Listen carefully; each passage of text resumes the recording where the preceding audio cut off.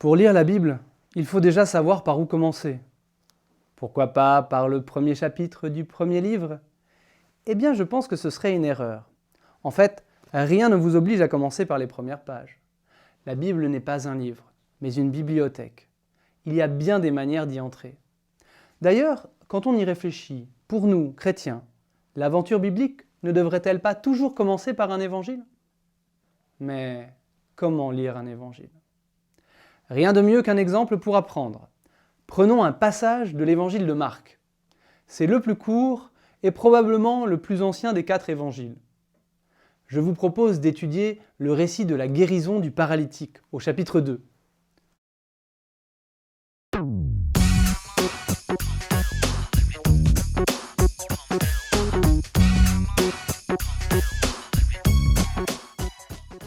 Nous allons prendre maintenant le temps de lire l'ensemble de ce texte. Puis nous utiliserons plusieurs des 7 outils de lecture biblique que je vous propose pour cette saison Théodome. Enfin, je terminerai en vous donnant le premier de mes 5 conseils pour lire la Bible. C'est parti pour le récit de la guérison du paralytique.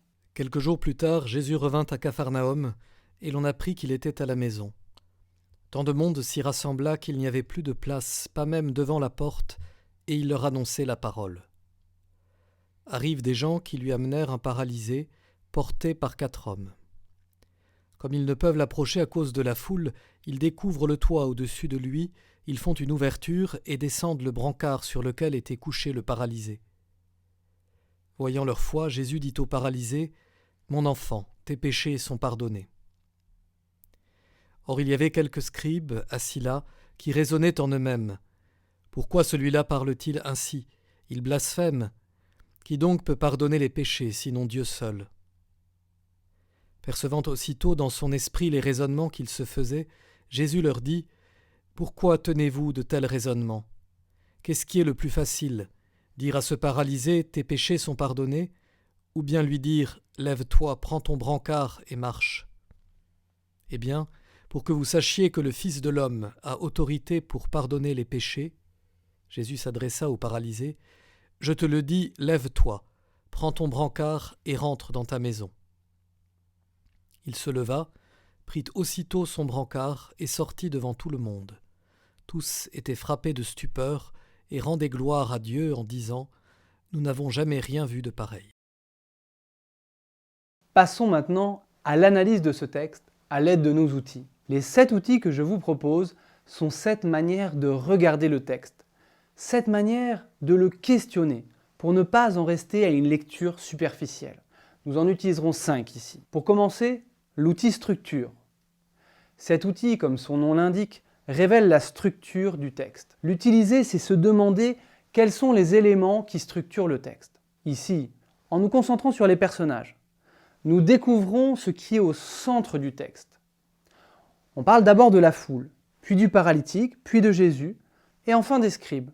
Puis de nouveau, mais dans l'autre sens, de Jésus, du paralytique, pour finir par la foule. C'est une structure dite concentrique. C'est assez fréquent dans la Bible.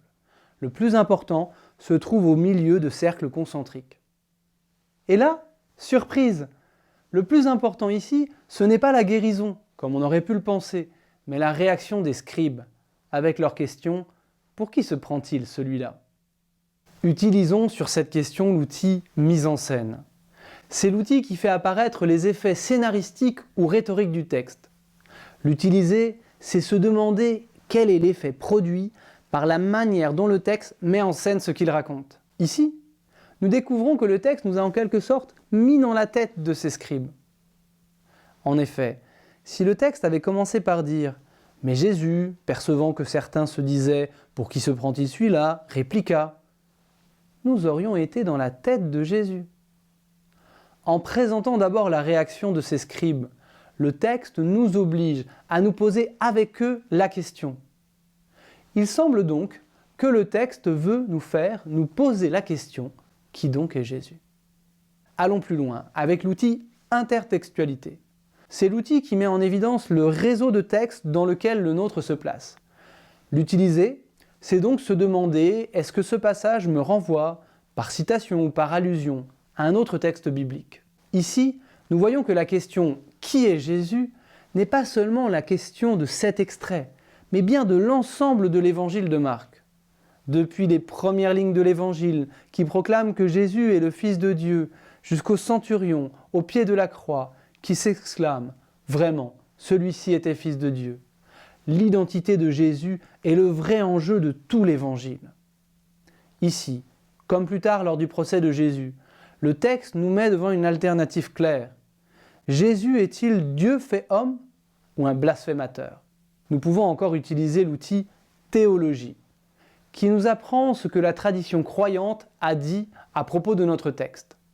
L'utiliser, c'est se demander comment ce texte a été lu et interprété avant moi. Ici, il nous renvoie tout simplement à notre credo. Être chrétien, c'est justement croire que, en Jésus, Dieu s'est fait homme pour nous sauver du péché. À la fin de l'analyse, il reste toujours un dernier outil, dont l'utilisation échappe toujours un peu à notre maîtrise. Il s'agit de l'outil « Abandon à l'Esprit Saint », qui seul nous permet de rassembler tout ce que les autres outils nous ont appris du texte pour en tirer une interprétation qui peut vraiment changer notre vie. Ici, il pourrait nous souffler que le récit de la guérison du paralytique, contrairement à ce que nous aurions pu croire au début, ne nous propose pas d'abord de nous voir dans ce paralysé que Jésus vient guérir, mais nous pose la question « Qui est vraiment Jésus ?» Ainsi, l'étude de ce texte nous a montré combien il était important de chercher d'abord ce que la Bible veut nous apprendre sur Dieu, et plus précisément sur Jésus. C'est le premier des 5 conseils pour lire la Bible que je vous offrirai à chaque vidéo. Conseil numéro 1, lire en chrétien. Ne pas se chercher soi-même dans le texte biblique, mais chercher d'abord le Christ.